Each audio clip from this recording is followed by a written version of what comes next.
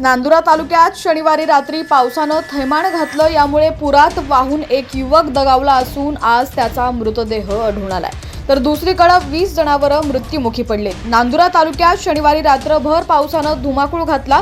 वडनेर आणि महाळुंगी या महसूल मंडळामधील हजारो ग्रामस्थांना अतिवृष्टीचं थैमान अनुभवायला मिळालं। दरम्यान नांदुरा इथून माटोडा इथं जाणाऱ्या एका युवकाचा यात मृत्यू झालाय। हा युवक पुरात वाहून गेला। आज रविवारी त्याचा मृतदेह खुमगाव शिवारात आढळून आलेला आहे।